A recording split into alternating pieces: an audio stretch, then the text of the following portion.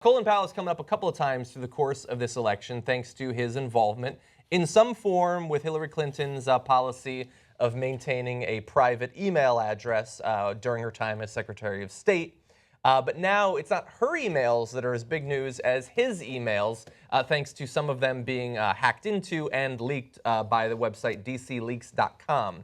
And so we're going to be breaking down some of the Hillary-related emails that Colin Powell was involved in. So the first one, these do have to do with the email scandal. He said, "I have told Hillary's minions repeatedly that they are making a mistake trying to drag me in, yet they still try. The media isn't fooled and she is getting crucified." And so as is clear already, people in their private emails are less diplomatic than when they're on TV. Which is why the emails should probably remain private. That's true. There's an argument to be made. I mean, unless there's a reason to demand the emails, unless there's something nefarious or criminal or whatever. Or let's say you led us into an illegal war full-throatedly. But that's different because you're, I'm saying, first of all, I think, you know, my respect for Colin Powell since then is obviously zero. But I do believe that, like, to me, I don't like reading these emails. I don't like reading what people are saying privately because I don't like that we know what they're saying privately. It doesn't matter that Colin Powell is saying these things. He's not under indictment. Maybe he should be. I mean, look, I get what you're saying. I'm almost always of the position that I want as much information as possible, especially about some of the most important issues. But it's a private email. You know, it's somebody's private privacy, and we talk about that here all the time with the NSA. Michael, and all this that. is tough. You're bringing up a good point here because I'm on the side of privacy. Yeah, and it's like kind of like you wouldn't, if somebody got his diary and started reading it on the radio, you would be like, that's wrong. Right. And of course. This is kind of like that's what this is. This is private. Is directly related to policy. In a way, it is. This is after he was in. This is what the former Secretary of State in 2015 is saying to a friend, a colleague, a cohort, whatever. This is tough. It's not tough. I think it's wrong to do it. Well, it's tough because we're going to do this story anyway. Well, I know. That's what's tough. He's bringing up good points. I know he is. And I'm kind of debating whether I want to read any more of the emails. I'm convinced. Okay, so let me give you the other side of it. Okay, Michael, let's by hear the way, it. excellent point, because obviously you're convincing these softies. So, so I mean, so of course, but there's always the argument of the public figure thing, right? Even though this is a private email server and everything. But it's one of those things when, as long as I'm hearing things that aren't damning or too personal, like he's still good friends with Condoleezza Rice, they have their specific conversations. It just allows us, I like the humanity part of it. Because I don't like, like you said, there's a reason why we separate it from their public statements and appearances, because we know those are fake. So it's good to hear how they really think, that they're actually not just black and white figures and think one way or another or exactly what they are told to say because of their party. Well, we get to hear a little bit more of black and white figures. Okay. Jesus. Okay. But I like to hear something of it. As long as it doesn't go to something that's like scandalous, I don't want to hear scandal. Okay, so wait, before any more, we usually plan these in advance, but I think this actually makes a good opportunity to go to the TYT Supreme Court.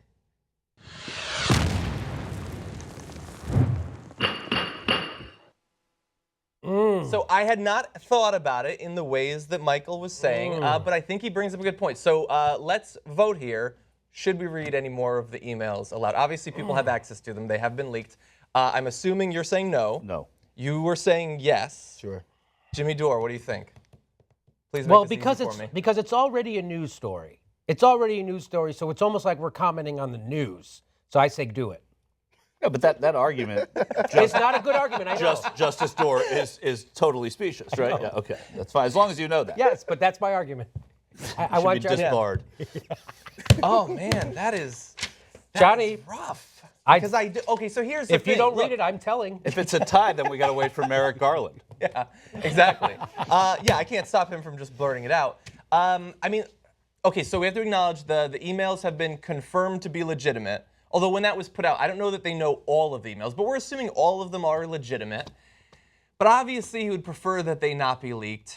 If my email was hacked into, I would probably prefer that people not. I write a lot of fan fiction. I don't want that getting out. You would be. By the way, you would be. I'm more not a than public just figure in the upset. same You way. would be more than just upset. You Yes. would be really pissed. You would feel Feel naked. raped. You'd feel Yeah. embarrassed. Yes. Yeah.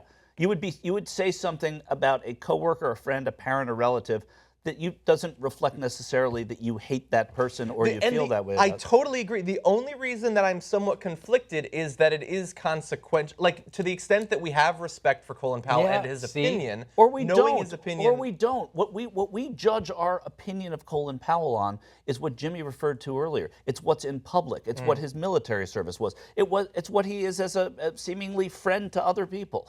However you judge Colin Powell, you shouldn't be judging him by his private emails. You have an assumption of privacy. It's when a journalist interviews somebody and says, "You're going off the record now," or the subject says, "We're going off the record." That is sacred off Right. the record. When you're sitting at home typing an email to someone, Mom, Dad is pissing me off right now, right?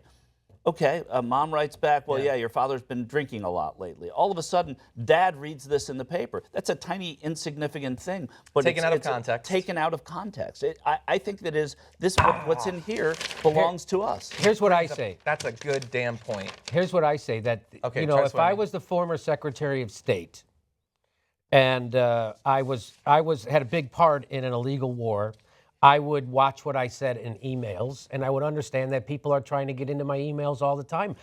You were the head of the. Yeah, but he's a I human think that's being. true. Yes, I think you're you're right, but I don't And- think it's mutually and exclusive. we're not talking about stuff about his mother drinking or his. But where does that start, Jimmy? If I'm a famous director, if I own a chain of hardware stores, if I'm a veterinarian, No. What if you're a popular comedian I with a think best-selling public's- podcast and book? First of all, hack my emails and make them popular because I need that fucking attention. Second of all, Guccifer, get on it. but it's about. I mean, he was one of the most powerful people in the world, and so somebody got in, and we're only talking about stuff that's relevant to policy. So I think it's okay. That's what I'm talking about. Okay, so okay, obviously Michael's right that somebody's privacy shouldn't be violated. I don't think anybody's gonna disagree.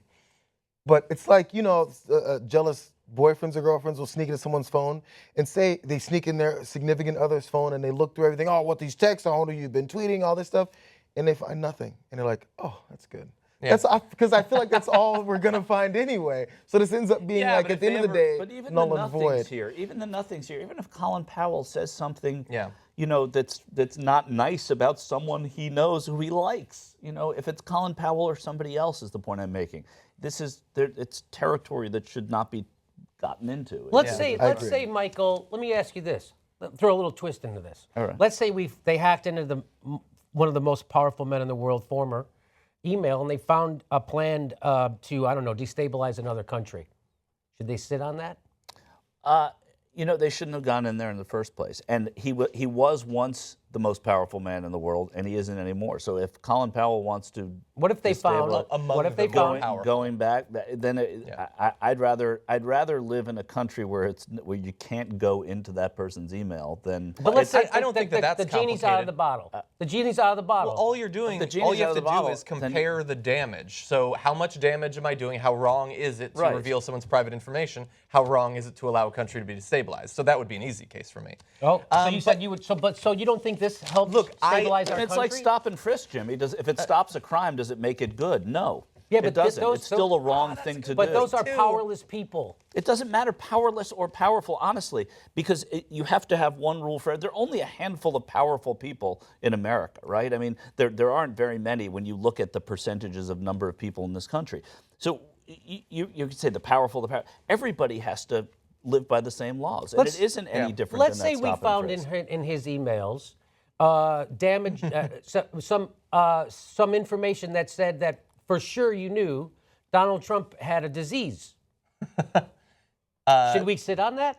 We already know that. I think I've also been picked on Twitter. I don't care Because if in the Donald Trump has emails, a it don't was think- Sheldon Whitehouse said that, this is in 2015, Sheldon Whitehouse in the said that Hillary Clinton couldn't even get up on the stage. Her legs wouldn't carry her up on the stage. That's in 2015. Right. So I think that's relevant, especially with what's going on now. I don't, I think because your first example was much better. Yeah, I do too. I think I don't that care it's- if Donald Trump has a disease. Right, and I don't care if Sheldon Whitehouse said that Hillary Clinton had trouble getting on set. That's his objective analysis. He's a U.S. senator and a former judge. I mean, Attorney General. I don't think that his evaluation of Hillary Clinton getting up. She could have sprained her ankle. Right. I mean, I don't know. I have Right. no idea. So- and it could be bullshit. I mean, he could be lying to his friend. You know, I was sitting right next to Hillary Clinton, and hey, she looked shaky. You know, I don't know. But We won't this know is a until we go into private- his emails. This is a private email that Senator Whitehouse sent to whoever he sent it to. Okay. Look, I think you made a good point with the whole what if it reveals something absolutely dreadful. I think these emails, and we had emails for both Trump and Hillary, are very interesting, and I really wanted to read the one about Bill Clinton, but they don't rise to that level. And so I have been swayed. I think that the privacy rights do matter. I think We have Johnny, a, if you don't- we have a deadlocked court. If you don't do this story, I'm recommending that Jenke be fired.